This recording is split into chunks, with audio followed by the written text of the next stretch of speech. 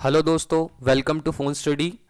जैसा कि हम लोगों ने कल डिस्कस किया था, चाइल्ड डेवलपमेंट एंड पेडागोजी के हम वीडियोस लेके आने वाले हैं। और मैंने आपको बताया था कि 1000 क्वेश्चन की हम लोग सीरीज़ लेके आने वाले हैं।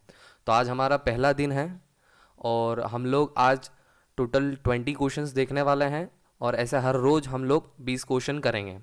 और होप सो, मेरा मीन्स ऐसा मानना है कि अगर आप ये 1000 क्वेश्चन की सीरीज़ कर लेंगे तो आपके 30 में से 30 पूरे आएंगे एग्ज़ाम्स के अंदर। तो फोकस करें, अच्छे से आंसर करें। बहुत इजी है, एक बार ट्राई करके देखें। ठीक है, तो हम लोग शुरू करते हैं। हमारा पहला क्वेश्चन, तो पहला क्वेश्चन है, शिक्षा के क्षेत्र में फ्रोबेल का योगदान था। और आपको इस चीज़ के लिए टोटल 10 सेकंड मिलेंगे, जिसका समय शुरू होता है अब।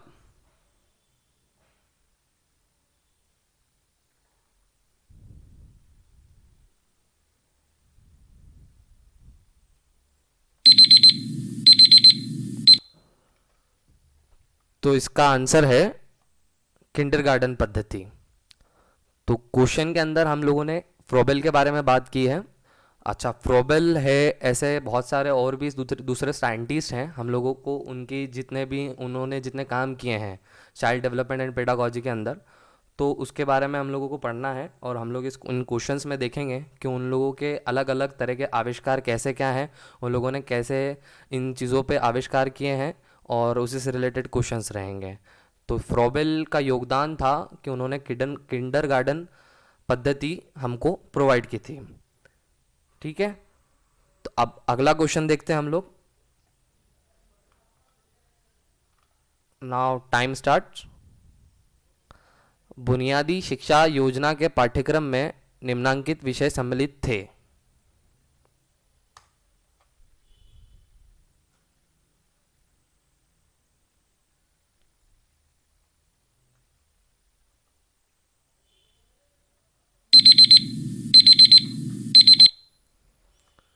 तो इसका आंसर है उपरोक्त अ और स। अब बुनियादी शिक्षा योजना के पाठ्यक्रम में निम्नलिखित विषय सम्मिलित थे: अंग्रेजी, मातृभाषा, हिंदुस्तानी, उर्दू व नागरी लिपि। तो ये सारी भाषाएं में से सिर्फ अंग्रेजी और हिंदुस्तानी, यही जो थी वो पाठ्यक्रम के अंदर सम्मिलित थी। ठीक है, तो अगला क्वेश्चन देखते हैं हम लोग।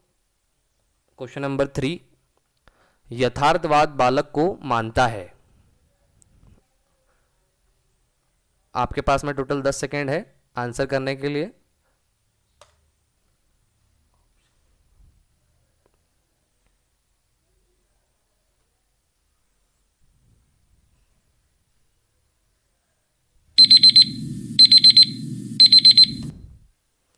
तो इसका आंसर है यथार्थ इकाई के रूप में।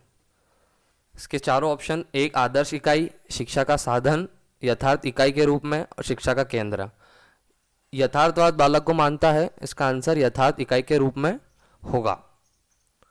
ठीक है, तो अब देखते हैं हमारा नेक्स्ट क्वेश्चन, क्वेश्चन नंबर 4। बाल केंद्रित शिक्षण विधि का गुण है: अ बालकों को कक्षा के केंद्र में स्थापित करके पढ़ाना, ब बालकों को उनकी आवश्यकता एवं रुचि के अनुसार पढ़ाना, स बालकों को सिर पर बिठाना, द बालकों को सामूहिक रूप से पढ़ाना। आपके पास में टोटल 10 सेकेंड है इसका आंसर करने के लिए। आपका टाइम शुरू होता है।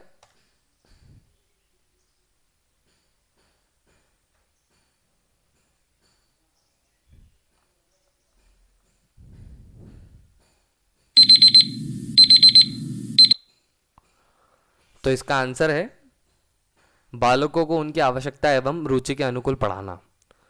तो बाल केंद्रित शिक्षण विधि का गुण है जो बालकों को उनकी आवश्यकता एवं रुचि के अनुसार अनुकूल पढ़ाना। ठीक है, तो हम लोग अगला क्वेश्चन देखते हैं, क्वेश्चन नंबर 5। गणित शिक्षण में सबसे अधिक उपयोगी पद्धति कौन सी हो सकती है? अ निगमन पद्धति, ब आगमन पद्धति, स विश्लेषणात्मक पद्धति, द संश्लेषणात्मक पद्धति। आपके पास में टोटल 10 सेकेंड है।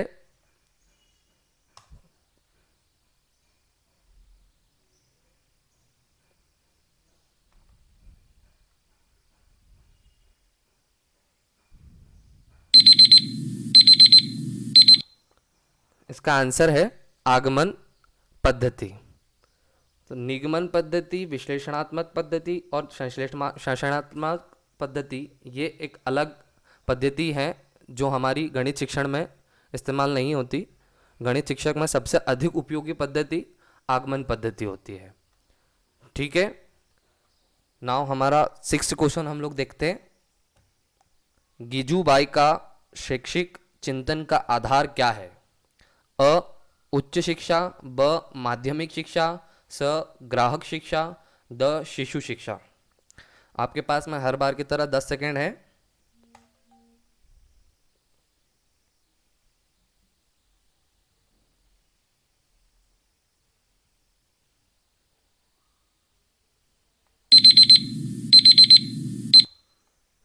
इसका आंसर है शिशु शिक्षा। गिजू भाई मतलब ये भी मतलब आपने अभी स्टार्टिंग में हम लोगों ने पहला क्वेश्चन ही देखा और मैंने आपको बताया था कि आपको बहुत सारी अलग अलग आपको देखना पड़ेगी कि उन लोगों ने कैसे कैसे आविष्कार किए हैं और किस पर क्या चीज़ करी है। उन्होंने सारे आविष्कार करके देखा है और अलग अलग पद्धतियाँ दी है। तो गिजू भाई भी एक शिक्षक चिंतन का आधार क्या है उनके हिसाब से, मतलब जो एक शिक्षक चिंतन का आधार है वो है शिशु शिक्षा। ठीक है, अगला क्वेश्चन देखते हैं।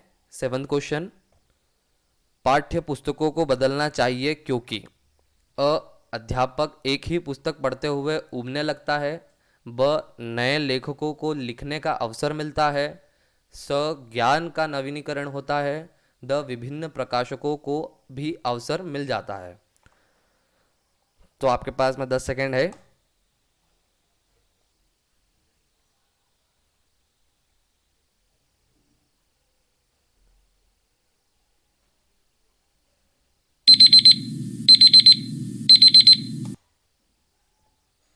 इसका आंसर है ज्ञान का नवीनीकरण होता है।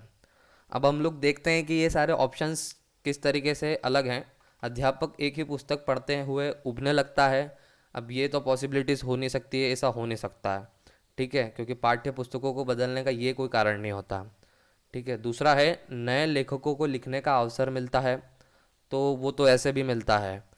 और तीसरा जो कि हमारा आंसर है ज्ञान का नवीनीकरण होता है, यही सही होगा। चौथा विभिन्न प्रकाशकों को भी अवसर मिल जाता है, तो ये तो हम नॉर्मली देखते हैं, ये चीज़ तो हमें यूँ भी मिलती है।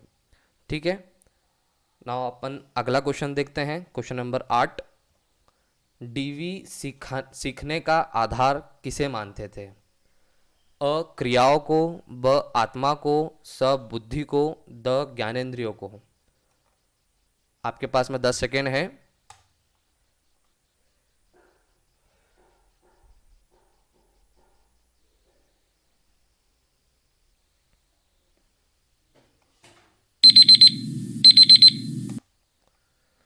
तो इसका आंसर है आत्मा को।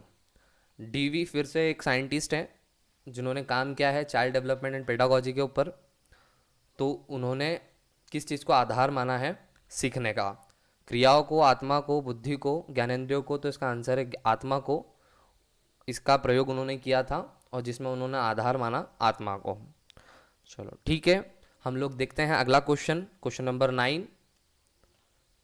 शिक्षा के क्षेत्र में ली जाने वाली परीक्षा से हम जान सकते हैं अ विद्यार्थी कितना बुद्धिमान है, ब अध्यापक द्वारा पढ़ाया गया कार्य विद्यार्थी किस प्रकार प्रस्तुत करता है, स विद्यार्थी पूरे वर्ष में किए गए कार्य का कितना भाग याद कर सकता है, द विद्यार्थी का शैक्षिक विकास सही दिशा में हो रहा है या नहीं। तो आपके पास में 10 सेकेंड है इसका आंसर करने के लिए, और ज़्यादा से ज़्यादा इस वीडियो को शेयर करें और लाइक करें। ऐसे क्वेश्चंस आपको हर रोज़ देखने को मिलेंगे। ना उसका आंसर है विद्यार्थी कितना बुद्धिमान है। ठीक है, शिक्षा के क्षेत्र में ली जाने वाली परीक्षा से हम यही जानते हैं, यह जान सकते हैं कि विद्यार्थी कितना बुद्धिमान है। ठीक है, अब हम लोग नेक्स्ट क्वेश्चन देखते हैं, क्वेश्चन नंबर 10। निम्न में से कौन अनुदेश प्रौद्योगिकी की विषय वस्तु है, विषय वस्तु नहीं है? अ अभिक्रमित अनुदेशन, ब समूह शिक्षण, स CAI और CAL, द मीडिया तथा छपाई उपकरण। तो आपके पास में 10 सेकेंड है इसका आंसर करने के लिए। और ये बहुत ही कॉमन क्वेश्चंस हैं जो कि आपको पीछे पुराने प्रीवियस ईयर क्वेश्चंस में भी मिलेंगे, पेपर्स में मिलेंगे, और आने वाले पेपर्स में भी आपको देखने को मिलेंगे। तो इसका आंसर है समूह शिक्षण, ग्रुप स्टडी जिसे हम लोग बोलते हैं। निम्न में से कौन अनुदेशन प्रौद्योगिकी की विषय वस्तु नहीं है? अभिक्रमित अनुदेशन और सीएआई और मीडिया तथा छपाई उपकरण, ये तीनों नहीं है, और समूह शिक्षण है। ठीक है, हम लोग नेक्स्ट क्वेश्चन देखते हैं, क्वेश्चन नंबर 11, जो कि है प्रश्न कौशल के ऊपर समस्त शैक्षणिक क्रिया की कुंजी निर्भर करती है। यह परिभाषा है अ कॉल्विन की, ब पार्कर की, स एलन की, द क्विलिन तथा हन्ना की। तो आपके पास में 10 सेकेंड है इसका आंसर करने के लिए।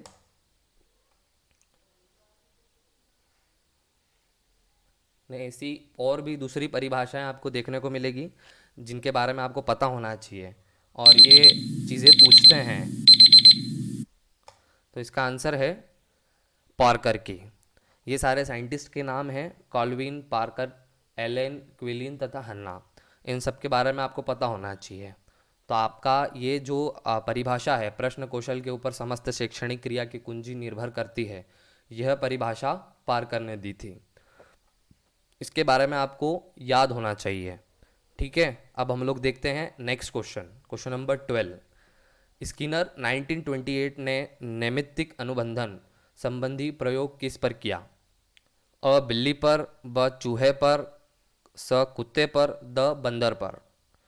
आपके पास में 10 सेकेंड है इसका आंसर करने के लिए।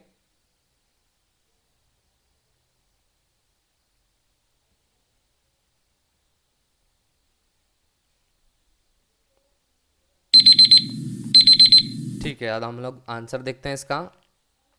स्किनर ने नैमित्तिक अनुबंधन संबंधी प्रयोग किस पर किया? चूहे पर किया। तो बिल्ली, कुत्ते और बंदर, हम लोग यहाँ पे कंफ्यूज हो जाते हैं कई बार, क्योंकि जो जानवरों पर कहीं अलग भी आविष्कार किए हुए हैं, तो उसके हिसाब से हम लोग बहुत बार कंफ्यूजन हो जाते हैं, क्योंकि इस तरह के क्वेश्चन हम लोगों ने प्रीवियस ईयर में देखे भी हैं, और आने वाले टाइम में आप क्वेश्चंस देखेंगे कि आगे जो परीक्षा होने वाली है उसमें ऐसे क्वेश्चंस आएँ। तो इसे याद रखिएगा, स्किनर जो कि साइंटिस्ट का नाम है, उन्होंने अनुबंधन संबंधी प्रयोग चूहे पर किया। ठीक है, अब हम लोग 13th क्वेश्चन देखते हैं। इनमें से कौन सा सामाजिक मूल्य है? अ लक्ष्य, ब प्रवृत्ति, स परोपकारी सिद्धांत, द आक्रामक आवश्यकता है। आपके पास में 10 सेकेंड है इसका आंसर करने के लिए। आप ज़्यादा से ज़्यादा लाइक करें, शेयर करें, और ये वीडियोस आपको हेल्प करेंगे, और मोस्टली क्वेश्चंस आप इनमें से ही देखेंगे। इसका आंसर है परोपकारित सिद्धांत। तो लक्ष्य, प्रवृत्ति, आक्रामक आवश्यकताएं, ये हमारी सामाजिक मूल्य नहीं है, परोपकारी सिद्धांत है। ठीक है, हम लोग हमारा नेक्स्ट क्वेश्चन देखते हैं, क्वेश्चन नंबर 14। जब स्वतंत्र स्मरण कराने की विधि द्वारा सीखते हैं तो अधिगम वक्र होगा। अ वी की आवृत्ति का, ब यू की आवृत्ति का, स एस की आवृत्ति का, और द एल की आवृत्ति का। आपके पास में हर बार की तरह 10 सेकेंड है। आ, वैसे ये सारे क्वेश्चन सिर्फ एक बार पढ़ने पे ही पता चल जाते हैं, और नॉर्मली हम अगर मेमोराइज करते रहेंगे, बार बार इन चीज़ों को देखेंगे, तो याद हो जाते हैं। तो इसका आंसर है परोपकारित पद्धति। ठीक है, इनमें से कौन सा सामाजिक मूल्य नहीं है? सॉरी, ये आपका इसका आंसर होगा यू की आवृत्ति का। ठीक है, now हम लोग नेक्स्ट क्वेश्चन देखते हैं, क्वेश्चन नंबर 15। कक्षा शिक्षण में विद्यार्थी तब तक ध्यान केंद्रित नहीं करेंगे जब तक अ उनमें जिज्ञासा पैदा नहीं करी जाएगी, ब उनमें कड़ा अनुशासन नहीं होगा, स उनसे प्रश्न प्रश्न नहीं पूछे जाएंगे, द श्याम पट्ट प्रयोग नहीं किया जाएगा। तो आपके पास में 10 सेकेंड इसका आंसर करने के लिए। कक्षा शिक्षण में विद्यार्थी तब तक ध्यान केंद्रित नहीं करेंगे जब तक।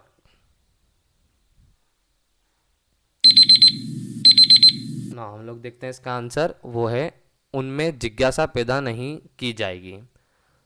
तो कक्षा शिक्षण में हम लोग विद्यार्थियों का ध्यान कैसे केंद्रित कर सकते हैं, ये सारी चीज़ें इसमें हैं, और ये नहीं करेंगे, सिर्फ एक ही ऑप्शन है, उनमें जिज्ञासा पैदा नहीं की जाएगी। ठीक है, अब हम लोग देखते हैं नेक्स्ट क्वेश्चन, क्वेश्चन नंबर 16। कठिन शब्दों को अर्थ समझने का व्यवहारिक ढंग है। अ उनका पर्यायवाची शब्द बताना, ब उनका विलोम शब्द बताना, स उनका वाक्य में प्रयोग करना, सीखना, द उपरोक्त में से कोई नहीं। आपके पास में 10 सेकेंड है इसका आंसर करने के लिए।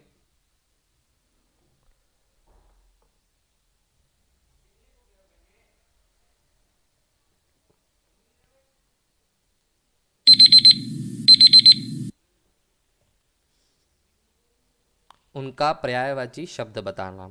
तो जितने भी कठिन शब्द होते हैं, नॉर्मली हम लोग देखते हैं कि उसका हम लोग कैसे सीख सकते हैं उनको। तो उनके अगर हम लोग पर्यायवाची शब्द देखेंगे तो हमें वो अच्छे से याद भी हो जाते हैं और समझ में भी आ जाते हैं। कई ऐसे हैं, जैसे सूर्य के बहुत सारे हैं पर्यायवाची देखते हैं हम लोग, तो हम लोग कोशिश करते हैं कि वैसे ही कोई और दूसरे शब्द हो जिससे हमें हमारी नॉर्मल लाइफ में हमको पता चले कि उसका मतलब क्या है। तो वही एक तरीका है उनका पर्यायवाची शब्द बताना। ठीक है, नाउ नेक्स्ट क्वेश्चन देखते हैं हम लोग, क्वेश्चन नंबर 17। अध्यापक का प्रमुख गुण है। अ अध्यापन में निपुणता, ब भाषण कला में सिद्धहस्तता, स अनुशासन प्रियता, द व्यवहार कुशलता। आपके पास में 10 सेकेंड है इसका आंसर करने के लिए।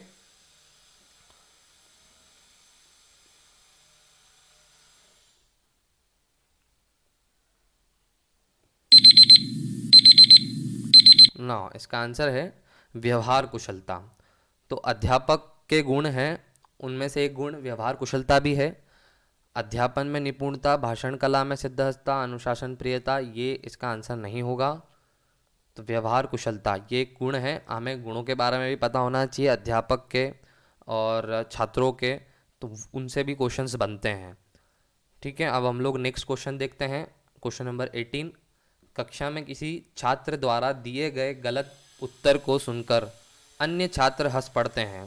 ऐसी अवस्था में इसके ऑप्शन है, अ हंसने वाले छात्रों को रोकना और उन्हें बताना चाहिए कि कभी कभी सभी से गलती होती है, ब इस घटना की अनदेखी करके पढ़ाई जारी जारी रखने चाहिए, स हंसने वाले छात्रों को चेतावनी देने चाहिए कि आइंदा ऐसी हरकत करेंगे पीटेंगे, द हंसने वाले छात्रों को कक्षा से बाहर निकाल देना चाहिए। आपके पास में 10 सेकेंड है इसका आंसर करने के लिए, तो अच्छे से पढ़िए और इसका आंसर कीजिए।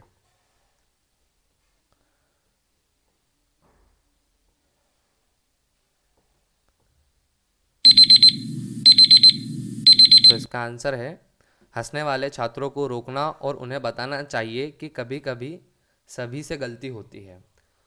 तो ऐसी कई सारी स्थिति आपके सामने रखी जाएगी प्रश्नों के अंदर, जिसमें आपको पता होना चाहिए कि एक टीचर को, एक अध्यापक को क्या करना चाहिए उस स्थिति के अंदर। तो उसमें से एक ये भी है, नॉर्मली उनसे भी क्वेश्चंस बनते हैं। तो हंसने वाले छात्रों को हमको सिर्फ समझाना है, बाकी सारी चीज़ें इसमें मेंशन है। तो क्या नहीं करना चाहिए, क्या करना चाहिए, ये सारी चीज़ें भी हमें पता होना चाहिए। तो क्वेश्चन नंबर 19 अब हम देखते हैं। आप देखते हैं कि कक्षा शिक्षण के दौरान कोई छात्र पढ़ाई की ओर ध्यान नहीं दे रहा है। आप ऐसी स्थिति में क्या करेंगे? छात्र उस छात्र को डांटेंगे, ब उसे चेतावनी देने के बाद कक्षा से बाहर निकाल देंगे, स पढ़ाते समय उससे प्रश्न पूछते रहेंगे ताकि उसका ध्यान पढ़ाई में लगा रहे, द उसको स्पष्ट बता देंगे कि या तो वह ध्यान दे या कक्षा से बाहर निकल जाए।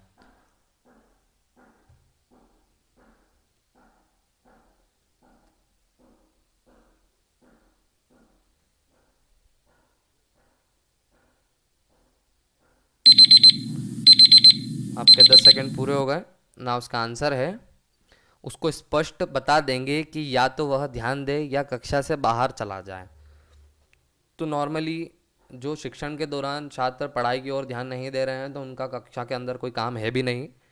ठीक है, तो उन्हें हमें बताना है कि या तो वे ध्यान दें या बाहर चले जाएं। जैसा कि मैंने आपको प्रीवियस क्वेश्चन के अंदर बताया, क्वेश्चन नंबर 18 के अंदर भी, कि आपको ऐसी बहुत सारी स्थितियां दे दी जाएगी क्वेश्चंस के अंदर, और आपको उन स्थिति में क्या निर्णय लेना है वो आपको पता होना चाहिए।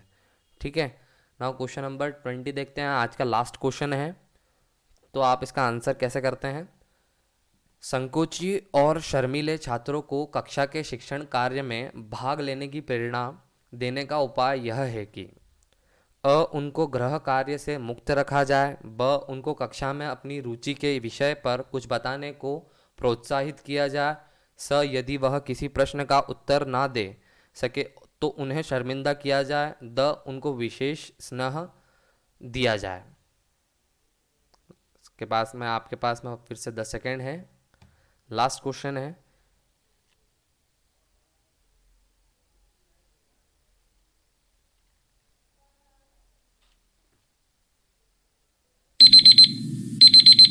आपका समय समाप्त।